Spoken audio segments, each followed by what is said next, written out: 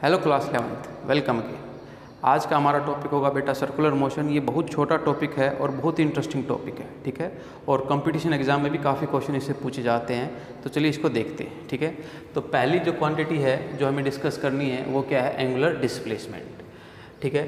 मान लीजिए आप एक सर्कुलर पाथ में घूम रहे हैं और ओ आपका सेंटर है, ठीक है। और इनिशियली आप ए पर थे और आपने टी टाइम में लेट पी पर आप पहुँच गए हैं, ठीक है। तो अगर आप देखें आपने एक एंगल कवर किया है थीटा, इसी थीटा को क्या बोलते हैं, एंगुलर डिस्प्लेसमेंट, ठीक है। अगर मैं इसकी यूनिट की बात करूं तो वो होगी रेडियन। और आपको पता है कि जो एंगल है वो डायमेंशनलेस क्वांटिटी होती है, तो डायमेंशन क्या लिख सकता हूं मैं, m0 l0 और t0। अब एंगुलर डिस्प्लेसमेंट बेटा एक वेक्टर क्वांटिटी होती है, तो इसको एरो हेड से दिखाएंगे और इसकी अपनी एक डायरेक्शन भी होगी। चलिए डायरेक्शन की बात करते हैं। इसकी डायरेक्शन देखते हैं बेटा राइट हैंड थंब रूल से। राइट हैंड थंब रूल क्या है समझिए। आप अपने राइट हैंड को वहाँ पर रखिए जहाँ से ऑब्जेक्ट ने चलना स्टार्ट किया है, ए से चलना स्टार्ट किया है और अंत में कहाँ पर पहुँच गया है वो, बी पर। तो बी की तरफ अपनी उंगलियों को घुमाइए तो जो अंगूठा है वो आपको डिस्प्लेसमेंट की डायरेक्शन दे देगा, ठीक है। तो मतलब ए से बी अगर आप जाएंगे तो एंगुलर डिस्प्लेसमेंट की डायरेक्शन क्या होगी, टुवर्ड्स यू, ठीक है। अगर मैं बात करूं, अगर मैं ए से सी पर जाता तो ए पर अपनी हाथ को रखता और सी की तरफ उंगलियां घुमाता, तो डायरेक्शन कैसे आती, इनसाइड द बोर्ड। क्लियर है। तो ये सिंपल सा फंडा है। आप अपने राइट हैंड की उंगलियों को घुमाएंगे किसकी डायरेक्शन में, थीटा की डायरेक्शन में, तो अंगूठा आपको एंगुलर डिस्प्लेसमेंट की डायरेक्शन देगा। क्लियर हो रही है बात आपको, ठीक है। चलिए नेक्स्ट टर्म है आपकी एंगुलर वेलोसिटी। इसको रिप्रेजेंट करते हैं ओमेगा से। ओमेगा आपका क्या होता है, एंगुलर डिस्प्लेसमेंट बाय टाइम। याद कीजिए लीनियर वेलोसिटी को। लीनियर वेलोसिटी क्या थी, डिस्प्लेसमेंट बाय टाइम। तो एंगुलर वेलोसिटी क्या होगी, एंगुलर डिस्प्लेसमेंट बाय टाइम। मान लीजिए एक ये पूरा चक्कर कंप्लीट करें तो एंगल कितना हो गया, 2 पाई। आप इसको 360 नहीं रखेंगे क्योंकि फिजिक्स में हम बात करते हैं रेडियन सिस्टम में। तो ये हो गया 2 पाई अपॉन टी। टी क्या है, पूरा एक चक्कर घूमने में लगने वाला टाइम, ठीक है। और यहाँ पर ये टी क्या है कि इस एंगल को कवर करने में कितना टाइम लगा, ठीक है। लेट ई स्मॉल टी है तो स्मॉल टी लिख देंगे, ठीक है, क्योंकि मैंने स्मॉल टी वहाँ लिखा हुआ है। समझ आई बात आपको। अब एक और फॉर्मूला है बेटा इसका, θ2 minus θ1 divide by delta T. मान लीजिए आप बी से स्टार्ट कर रहे हैं मोशन को और पहले से ही आप ए के साथ कितना एंगल बना रहे हैं, θ1 बना रहे हैं। अभी आप यहाँ पर हैं इनिशियली और आपने क्या कवर कर लिया, आप यहाँ पर आ गए डी पॉइंट पर, ठीक है। Let this will be your θ2, ठीक है।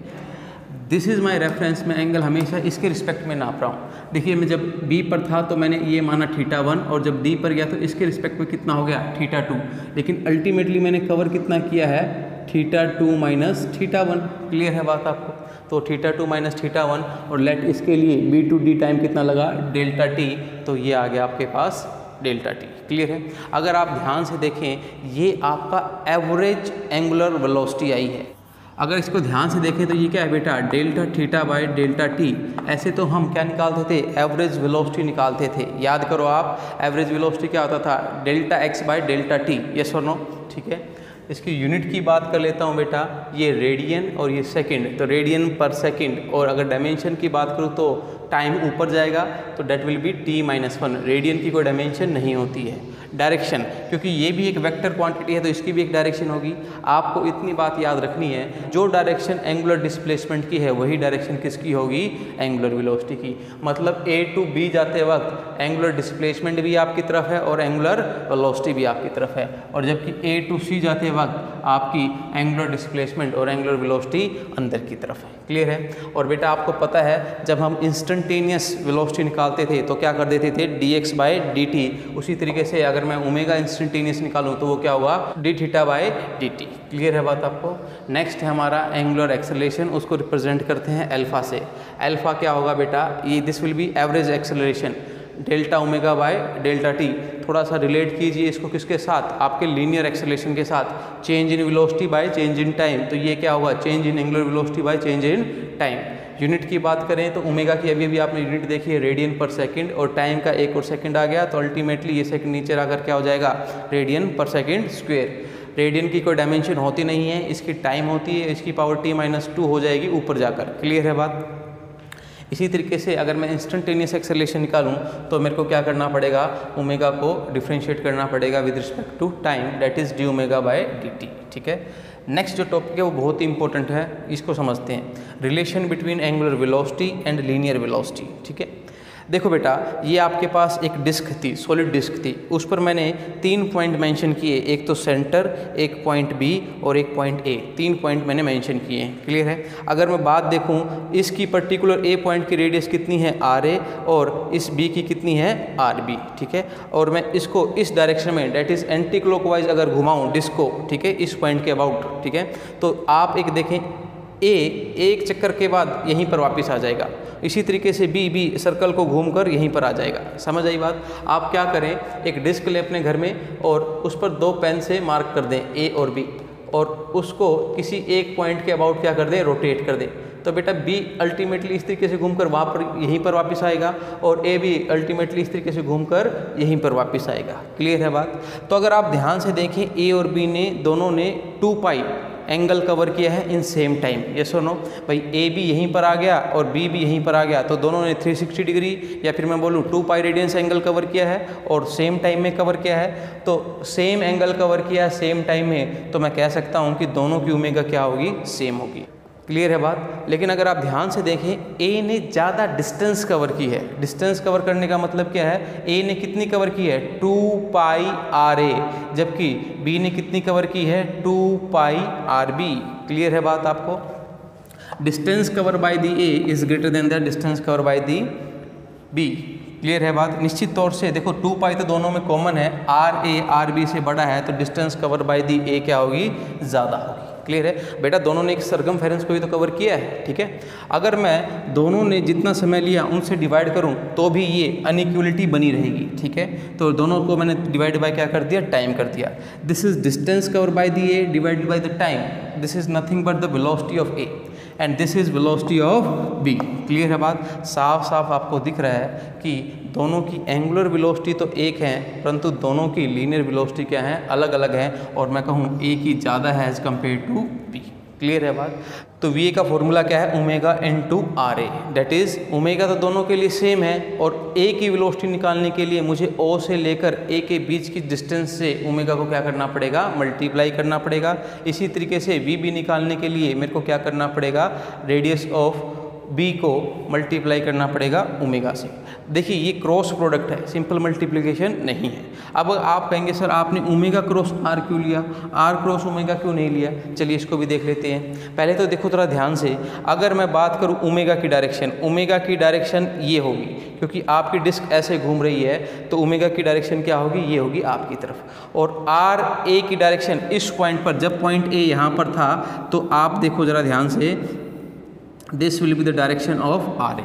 क्लियर है? ये कुछ ऐसा होने वाला है, देखो ये है आपकी ओमेगा की डायरेक्शन और ये है आपकी आर ए की डायरेक्शन। समझ आ रही है कि नहीं आ रही बात यार? ठीक है, तो अब आप देखो, अगर मैं क्रॉस प्रोडक्ट करते हैं, क्रॉस प्रोडक्ट की डायरेक्शन कैसे निकालते हैं, राइट हैंड से निकालते हैं, ए क्रॉस बी करते हैं, है ना?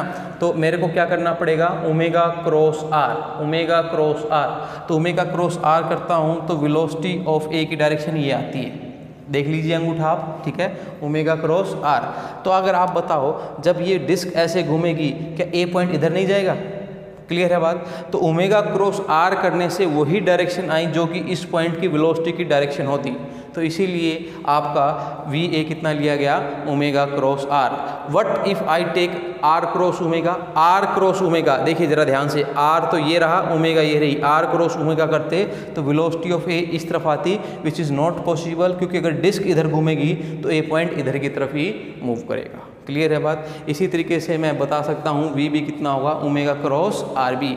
एक बात नोटिस करें, जितना आर कम होगा उतनी ही लीनियर वेलोसिटी क्या होती जाएगी, कम होती जाएगी। आप देख भी सकते हैं बेटा, मान लीजिए ये सेंटर है, ये बी है और ये ए है, और थोड़ा सा रोटेट किया मैंने, ठीक है, थोड़ा सा रोटेट किया, तो क्या ए ने सबसे ज़्यादा डिस्टेंस कवर की, तो ए की वेलोसिटी ज़्यादा होगी। बी की डिस्प्लेसमेंट कम है तो इसकी लीनियर वेलोसिटी कम होगी, और नीचे जाएंगे तो और वेलोसिटी क्या होती जाएगी, कम होती जाएगी, क्योंकि ये डिस्टेंस क्या होती जा रही है, कम। और इवन मैं ओ की बात करूँ तो ओ तो आपका मूव ही नहीं किया है, वो तो जस्ट ऐसे है। देखिए जो नीचे वाला ये वाला सिरा है, ये ओ है, तो ये तो देखो मूव ही नहीं किया है ना, इसके द्वारा तय की दूरी कितनी है, 0 है। तो 0 है तो इसकी लीनियर वेलोसिटी भी कितनी होगी, 0। और आप इस फॉर्मूले से भी बता सकते हैं कि सर आप मेजर डिस्टेंस सेंटर से करते हैं और सेंटर से डिस्टेंस कितनी होगी, 0, तो आपकी वेलोसिटी ऑफ ओ कितनी हो गई, 0 हो गई। ये कैसे आया, इसका डेरिवेशन आपको अभी जानने की जरूरत नहीं है, आप इसको याद रखेंगे कि लीनियर वेलोसिटी और एंगुलर वेलोसिटी में क्या रिलेशन होता है। नेक्स्ट टॉपिक है बेटा हमारा सेंट्रीपिटल एक्सेलरेशन। मान लीजिए आपके पास एक बॉल है, आपने उसको रस्सी से बांधा और इस पॉइंट के अबाउट आपने उसको एक सर्कल में घुमाना क्या कर दिया, start, such that her point पर उसकी स्पीड क्या रहे, सेम रहे, डेट इज़ 2 मीटर पर सेकेंड। क्लियर है। आपको पता है कि वेलोसिटी में मैग्नीट्यूड के साथ साथ क्या होती है, डायरेक्शन। अगर यहाँ पर देखें मैग्नीट्यूड भले ही चेंज ना हो रहा हो परंतु डायरेक्शन हर पॉइंट पर क्या हो रही है, चेंज हो रही है। क्लियर है बात। अगर डायरेक्शन चेंज होगी तो अल्टीमेटली वेलोसिटी भी चेंज होगी और वेलोसिटी चेंज होगी तो कौन एग्जिस्ट करेगा बेटा, एक्सेलरेशन एग्जिस्ट करेगा। क्लियर है बात। तो आप एक बार ध्यान से देखें, एट एनी टाइम मान लीजिए बॉल यहाँ पर थी, उसकी वेलोसिटी मैं मान लेता हूँ v1 किसके बराबर है, v के, क्योंकि बदल तो नहीं रही है मैग्नीट्यूड को। और कुछ समय के बाद बॉल यहाँ पर चली जाएगी और यहाँ पर वेलोसिटी कितनी हो जाएगी, v2, और जिसका मैग्नीट्यूड कितना होगा, v। देखिए ध्यान से, v2 और v1 अलग अलग है, मैग्नीट्यूड भले ही सेम हो परंतु डायरेक्शन क्या है, अलग अलग। अगर मैं v2 माइनस v1 करूं तो अल्टीमेटली मेरे को इसको उल्टा करना पड़ेगा, this is my minus v1, yes और नो।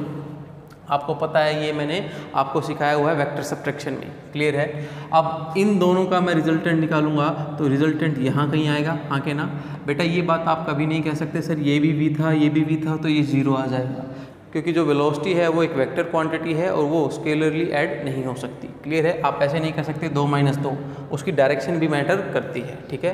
तो अल्टीमेटली जब आप प्रॉपर ज्योमेट्री लेकर, प्रॉपर स्केलिंग लेकर बनाएंगे तो direction of v2 minus v1 कहाँ आ रही होगी आपकी, टुवर्ड्स दी सेंटर।